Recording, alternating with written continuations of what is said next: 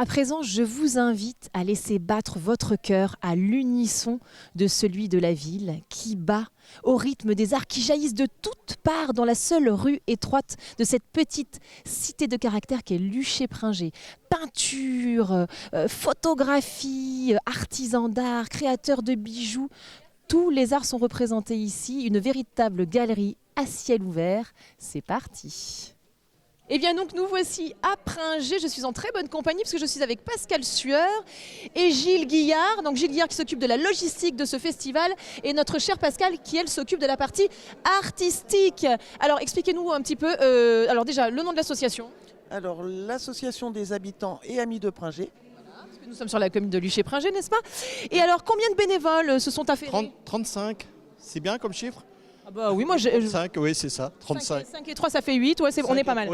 Oui c'est ça, 5 et 3 font 8. Voilà. Alors, et depuis combien de jours travaillez-vous comme ça d'arrache-pied pour... Alors depuis jeudi pour tout ce qui est montage et ainsi de suite. Sinon on travaille sur le festival depuis le mois de février. Et donc c'est le combienième, c'est la combienième édition? C'est le 11e Festival des Arts. Voilà, 11e Festival des Arts. Ok, super. Bon, alors on a combien d'exposants, on a dit? 60. Alors 60, donc finalement c'est eux qui nous intéressent, hein, donc on va y aller FISA. Parce que... absolument, absolument, voilà. oui. Je sens que Gilles, et Gilles c'est l'heure de l'apéro. Exactement. Ouais, exactement. Je le sens bien, je sens la moustache qui frise là. Alors moi je crois qu'il paraît qu'il y a un chocolatier, je vais aller voir, je choque tout de suite. Allez, c'est parti. Bonjour, comment on s'appelle? Bonjour, je m'appelle Éric Jarosset, je suis chocolatier à Luché-Pringé et mon entreprise s'appelle Je Choc. Alors justement, devant nous, donc je vois, ce sont vos moules en fait. Alors en fait, je suis collectionneur d'anciens moules à chocolat depuis plus de 35 ans et voilà, là j'ai exposé une partie de ma collection pour montrer un petit peu d'où vient cette passion pour le chocolat. Et donc voilà, et dans vos mains, je vois donc, qu'est-ce que c'est que ces chocolats?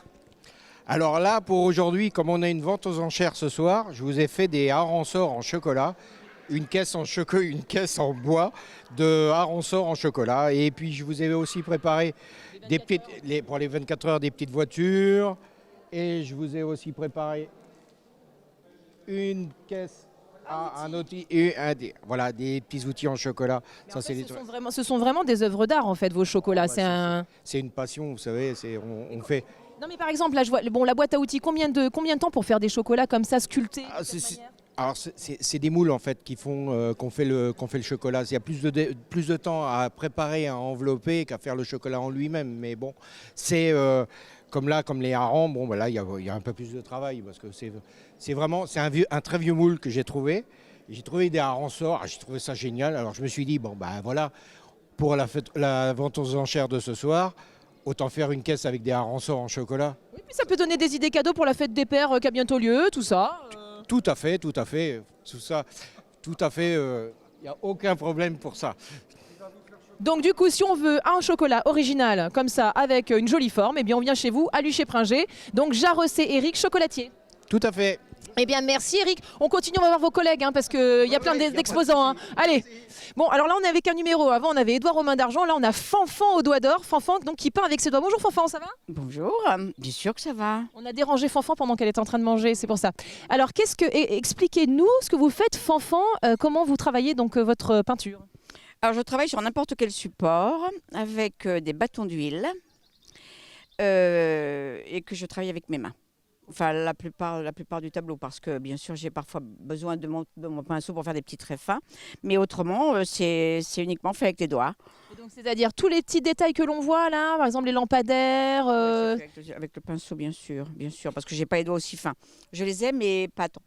Pas tant que ça pour faire les traits, c'est pas possible. Alors c'est très facile à réaliser, c'est fait par superposition de peinture, des séchages surtout. Parce que ça, c'est indispensable. Et puis, voilà, le résultat. Bon, ça demande un certain temps quand même. Par exemple, pour une œuvre comme celle-ci C'est très difficile à dire. Ça, c'est pas compté comme ça parce qu'on peut pas compter les heures. C'est pas possible. Tout dépend des sujets. Mais c'est vrai que là, j'ai eu beaucoup de mal parce que c'était un travail que je n'ai pas l'habitude de faire et c'est des perspectives. C'était une rue qui bidouillait à gauche et à droite.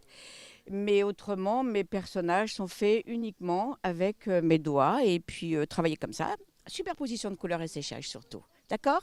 Mais c'est fait avec beaucoup de sensibilité, de la patience et de l'observation.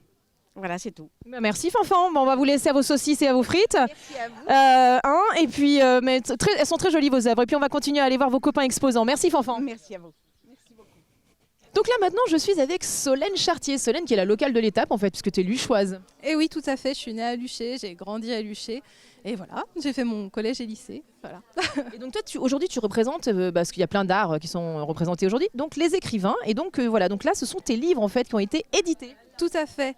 Donc alors moi, j'ai le premier tome, du coup, Amalia, qui est déjà édité. Et la suite qui arrive seulement le 15 juin. Après, Qui s'intitulera Yuna, pardon. Ça sera Yuna. Donc c'est le deuxième tome de la trilogie. Et à part ça, j'ai un autre projet du coup en cours, donc La princesse et les papillons. Donc ça c'est le petit personnage qu'on voit là, ce petit bout de femme là.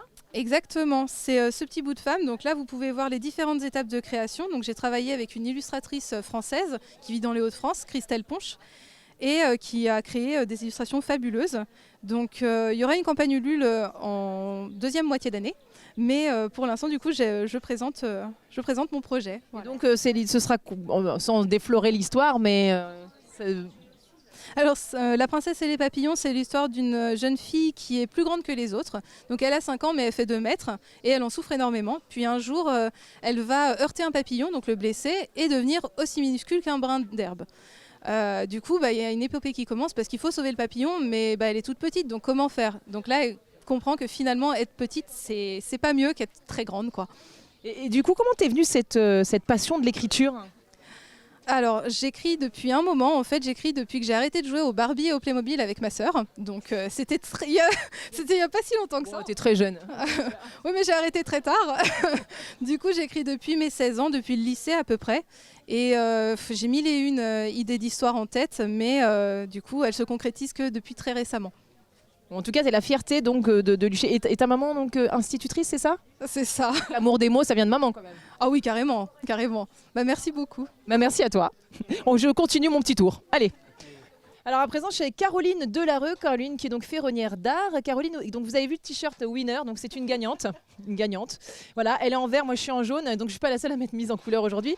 Donc Caroline, est-ce que tu peux nous raconter un petit peu finalement l'histoire familiale? Parce que c'est pas un hasard que tu te retrouves à faire de la ferronnerie d'art. Non, alors effectivement, je suis la 5e génération de ferronniers d'art à Saint-Jean-de-la-Motte. Donc la première femme et la 5e génération. Donc l'entreprise a commencé en 1882. C'est vraiment une histoire de famille, un savoir-faire qui s'est transmis de génération en génération, c'est fabuleux. Donc là on voit tes œuvres d'art. Alors moi j'adore parce que c'est un mix-up qui est hyper moderne, hyper élégant, avec du cuir et donc du métal. Et je crois savoir que le cuir, c'est une certaine Pascal Sueur qu'on a vu au début mais qui ne veut pas montrer sa trombine à la caméra. Voilà, exactement. En fait, on travaille ensemble sur une collection de luminaires où, entre autres, il y a une partie cuir et c'est Pascal qui s'en occupe. Et donc c'est toi qui as dessiné les modèles? Alors, moi j'ai fait le dessin de la console et Valentin, mon collègue, qui n'est pas là aujourd'hui, mais avec qui on travaille sur les lampes et les consoles, lui, il est parti de mon idée de console, il a fait les lampes. Donc voilà, ça vient de ça. Est-ce que tu fais des meubles, des luminaires sur mesure à la demande? Oui, en fait, tout est sur demande quasiment. Là, on a sorti 2 modèles de lampes de taille, mais après, on peut varier et la matière, donc le cuir, le verre, le bois, le métal, la couleur. On a 5 couleurs également. Et les consoles, c'est pareil, elles sont adaptables. On peut les faire selon l'environnement du client, quoi. Donc, tu n'es pas que ferronnière d'art, en fait, tu es décoratrice d'intérieur. Ouais, alors c'est la deuxième partie de l'activité. Il y a la partie ferronnerie où on fait des garde-corps, des portails, des serres de jardin, vraiment des mains courantes. Et et la deuxième activité qui est vraiment le mobilier intérieur et la décoration intérieure. Ouais. Ah oui, des mains courantes carrément, donc des mains courantes comme ça en métal et auxquelles tu fais des ajouts de cuir ou de verre. Non, pas sur tout ce qui est dans l'artisanat, c'est-à-dire les portails, les rampes, les mains courantes, tout ça, ça reste du métal et du fer forgé. Le mobilier, là, on se fait plaisir et on travaille avec des partenaires locaux comme Pascal, comme Olude, comme des menuisiers sur Saint-Jean ou Noyen. On travaille avec les miroiteries sur Le Mans. Voilà. Ouais, donc c'est super. En plus, c'est du local, donc vraiment, il faut en profiter. Donc, si on veut te trouver, donc bon, Cadel, donc c'est la marque. Voilà. Et donc, j'imagine que tu as un site. J'ai un site internet où c'est k-del.fr et Instagram, Cadel Collection, Cadel Ferronnerie. Merci beaucoup, Caroline.